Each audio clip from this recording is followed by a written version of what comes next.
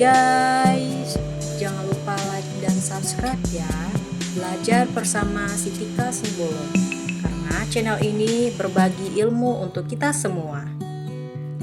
Nah, Sitika akan berbagi ilmu mengenai fisika kelas 10 SMA yang berjudul Hakikat Ilmu Fisika.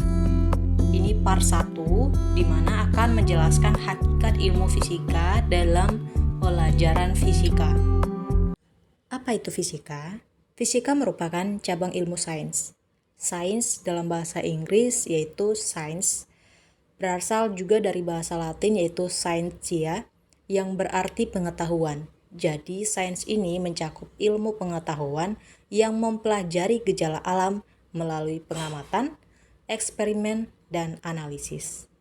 Sains dalam bahasa lainnya yaitu ilmu pengetahuan alam.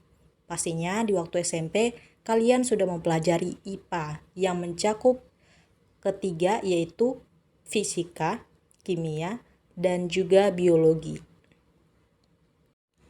Nah, jadi apa hubungannya ya fisika dengan hakikat fisika?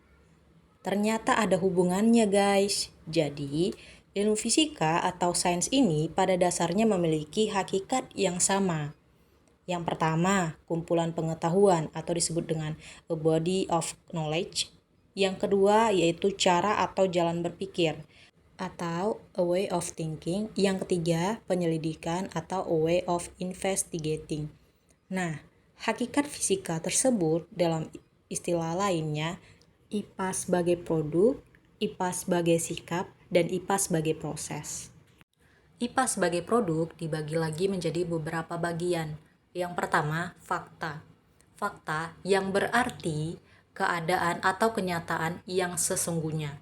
Contohnya, yaitu air mendidih pada suhu 100 derajat Celcius. Nah, ini sudah suatu kenyataan yang tidak bisa diganggu-gugat. Nah, yang kedua ialah konsep. Artinya, ide yang diabstraksikan dari peristiwa nyata. Contoh, tentang revolusi yang berarti gerak bumi mengelilingi matahari. Dan rotasi yang artinya gerak bumi berputar pada porosnya. Konsep ini berasal dari peristiwa nyata, kemudian dijadikan bentuk tulisan dan jadilah konsep. Yang ketiga, hukum. Artinya, pernyataan singkat yang bersifat umum dan bisa menjelaskan perilaku alam. Contoh, hukum Newton ketiga, di mana hukum tersebut bisa kita amati pada saat kita menaiki tangga. Jadi ketika kita memberikan gaya ke bawah pada tangga, maka tangga juga akan memberikan gaya yang sama ke atas atau berlawanan. Yang keempat, prinsip. Artinya pernyataan singkat yang bersifat khusus dan dapat menjelaskan perilaku alam. Contohnya, suatu benda bisa bergerak melingkar karena adanya gaya sentripetal. Nah, sekarang udah pada paham kan guys? IPA sebagai pengetahuan itu dibagi lagi. Ada yang ingat nggak berapa pembagian dari IPA sebagai pengetahuan? Nah, benar. Jadi, pembagian IPA sebagai pengetahuan itu dibagi menjadi 7 bagian. Oke, kita lanjut lagi pembagiannya. Yaitu teori, artinya penjelasan berdasarkan pengamatan yang didukung oleh hasil eksperimen. Jadi, masih perlu dibuktikan lagi kebenarannya. Contoh, pada teori atom Thomson yang berbunyi, atom merupakan bola pejal yang bermuatan positif dan di dalamnya tersebar muatan negatif elektron. Jadi penemuan dari atom Thomson ini masih perlu lagi dibuktikan kebenarannya. Next, model, yang artinya visualisasi dari suatu sistem atau fenomena. Contohnya, seperti teori atom Thomson, untuk mempermudah orang-orang memahami seperti apa sih teori atom yang dibuat oleh Thomson, maka ia akan memberikan model atomnya. Dan yang terakhir nih, fisika pastinya nggak jauh-jauh dari rumus.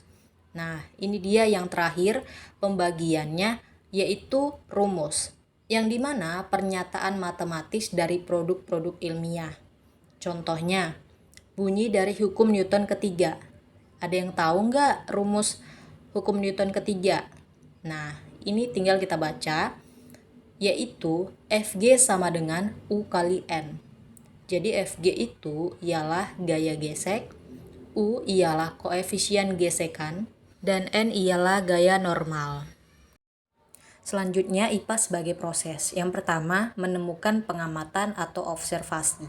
Jadi misalnya nih, ketika kita jalan melewati kandang sapi, menemukan masalah kalau kandangnya bau banget, mengganggu dan termasuk pencemaran udara. Nah, dari situ kamu ingin masalah tersebut ada solusinya. Mulai melakukan observasi atau pengamatan dengan cara kualitatif atau kuantitatif. Yang kedua, yaitu rumusan masalah. Nah, biasanya kita menggunakan pertanyaan berupa 5W1H untuk merumuskan masalah. Jadi, dari pengamatan yang pertama, kita dapatkan rumusan masalah ada dua, yaitu apa yang menyebabkan lingkungan kandang bau dan bagaimana cara mengatasi kandang yang bau. Selanjutnya yang ketiga, kita akan mengumpulkan informasi. Misalnya, mengumpulkan informasi dengan cara wawancara peternaknya dan cari studi literatur dari buku dan jurnal. Yang keempat, merumuskan hipotesis. Hipotesis adalah jawaban sementara dari sebuah masalah yang bersifat praduga dan harus dibuktikan kebenarannya. Contoh hipotesis seperti ini. Penyebab kandang bau diduga tidak adanya pembuangan limbah yang baik, sehingga diperlukan pengolahan limbah. Setelah 4 proses ini yang sudah kita lakukan, maka di akhir kita akan mendapatkan kesimpulan untuk menjawab pertanyaan di nomor 2 yang tadi. Yang terakhir ialah fisika sebagai sikap. Maksudnya di sini ialah sikap ilmuwan yang baik. Nah, yang pertama, pengamatan tajam. Setelah ilmuwan merumuskan masalah, ia harus membuat pengamatan yang hati-hati dan melakukan pengukuran yang akurat dengan bantuan peralatan-peralatan ilmiah. Yang kedua, sikap objektif, yang artinya ilmuwan harus berpikir secara sistematik dan menganalisis kejadian untuk membuat hipotesis, menarik kesimpulan yang akurat. Ilmuwan tidak boleh langsung melompat ke kesimpulan, tetapi membuat generalisasi berdasarkan pada pengamatan yang dapat diuji kebenarannya atau dapat diulang. Rasa ingin tahu dan penasaran yang terakhir, berpikiran terbuka. Sampai di sini sudah pada paham?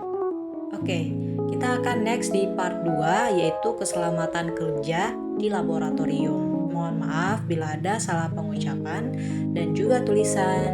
Terus pantau channel ini, Sitika Simbolon. Bye-bye.